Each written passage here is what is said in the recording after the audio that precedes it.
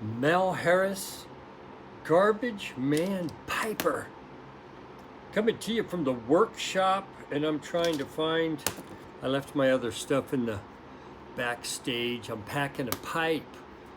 My Roma 623 for Pipe Week.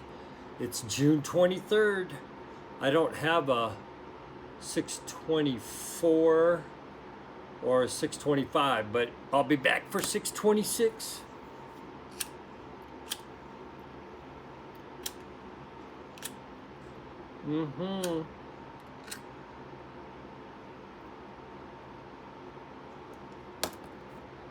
Hang on just a second.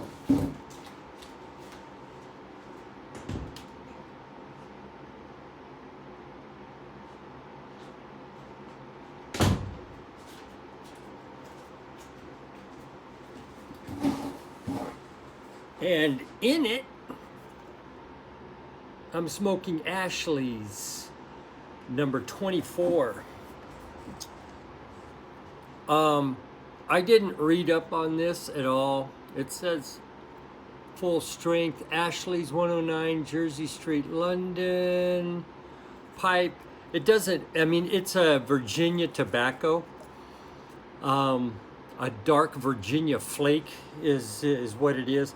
My guess is it's more on the red side. It actually tastes a lot like, I mean, it is kind of bright. It almost tastes like it's been stoved or steamed. So they may have steam pressed this, but I've been enjoying it. It's got a nice toasty flavor to it, some earth tones.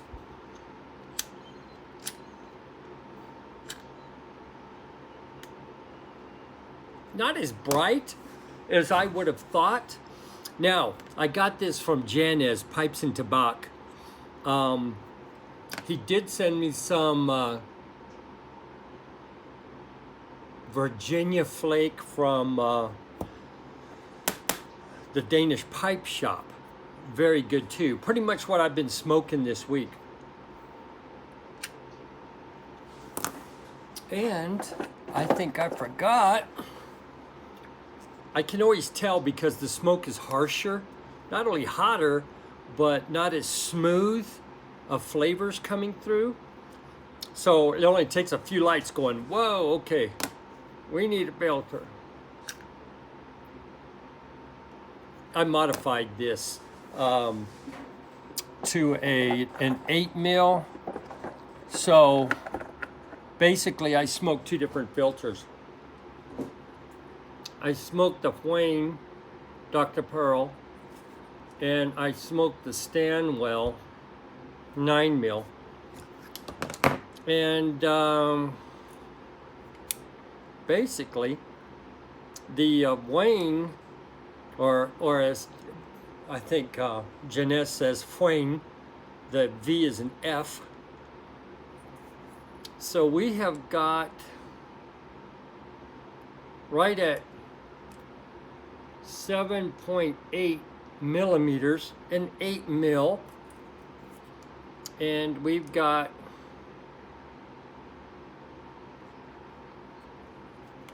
let me do that again. 7.8, and on the Stanwell right at 8. 7.8 and right at 8 on the Stanwell. The Stanwells will not fit in my modifieds. So, and it's tight. The other one's a little tight, but these babies, they are tight. So I smoke two different kinds. The Dr. Vwane, I'm able to smoke in my mods. And then the Stanwells I smoke on the manufactured, the ones that where the tenon is manufactured. Those fit in, and they're actually kind of loose in those. So that's what I use in there. I've enjoyed the Pipe Week videos that have been going out. Those have been a lot of fun. Charlie had Boca to Boynton. This morning when I got up, I wanted to do Cobb Tuesday, so I pulled out my Country Gentleman that has been modified to an 8 mil, and the stand well fits right in there. The stem came off.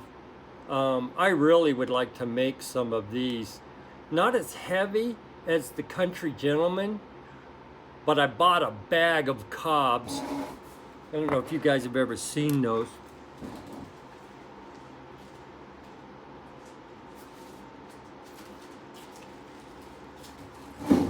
So you can buy Cobbs like this, and then you drill them out and you plug them. I've actually been looking for some hardwood plugs like maple, and you just can't seem to find them anymore. It used to be that's what the dowels were in like hardware stores. And now they're either oak, and I really didn't want to use oak. If somebody feels oak's okay out there, I'm good. Ring me up in either my email or in the comments. I wasn't sure about oak. I didn't know if it would burn up because it is kind of porous. But I was really looking, I think, for maple. I think maple would be a good hardwood. But anyway, so I smoked my Cobb most of the morning, and in it, I smoked Solani 131. Pretty much my favorite aromatic. I'll be cellaring this aromatic, and that sounds weird from me, cellaring an aromatic, but it's good. It's got single malt Scotch, Burley, Red Virginia,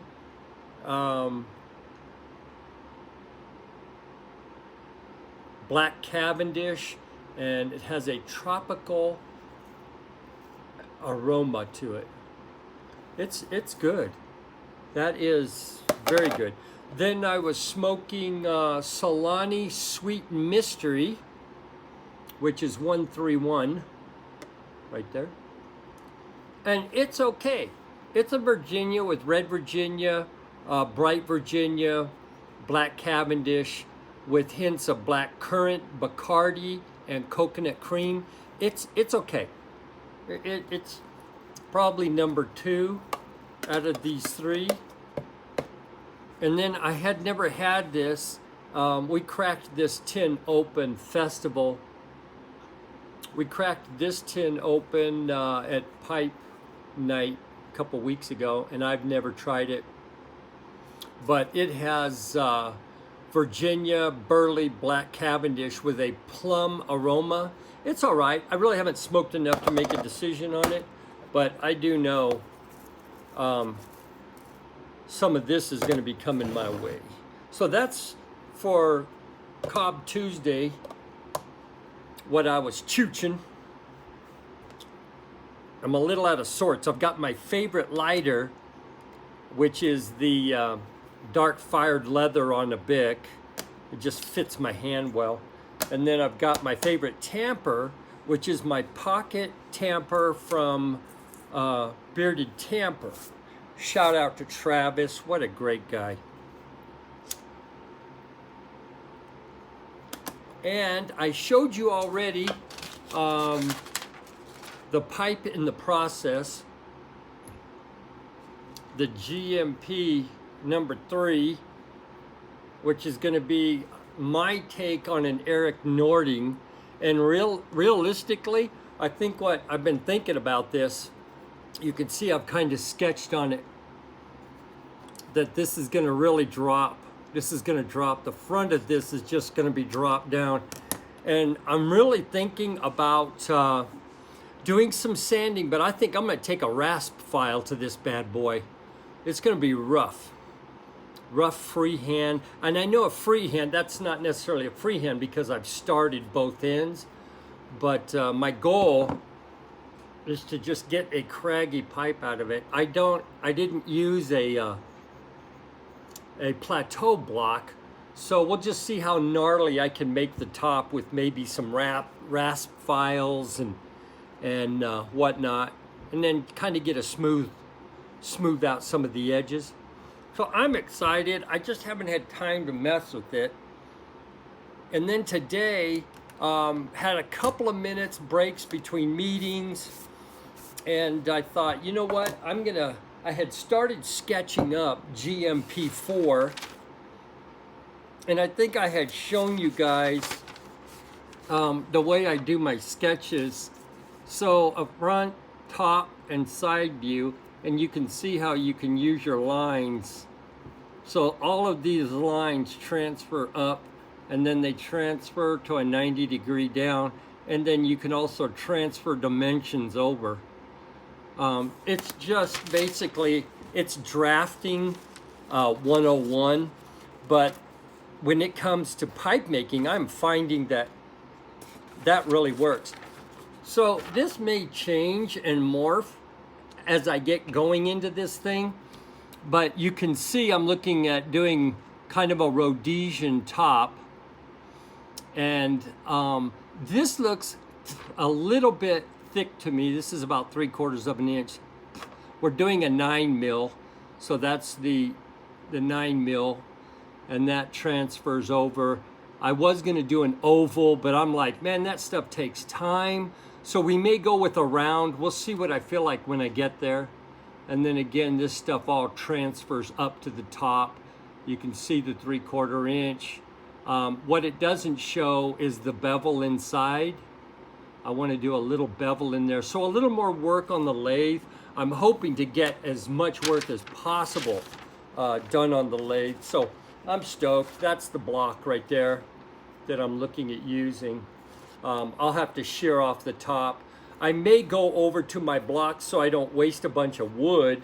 I may find another block that this will actually work with.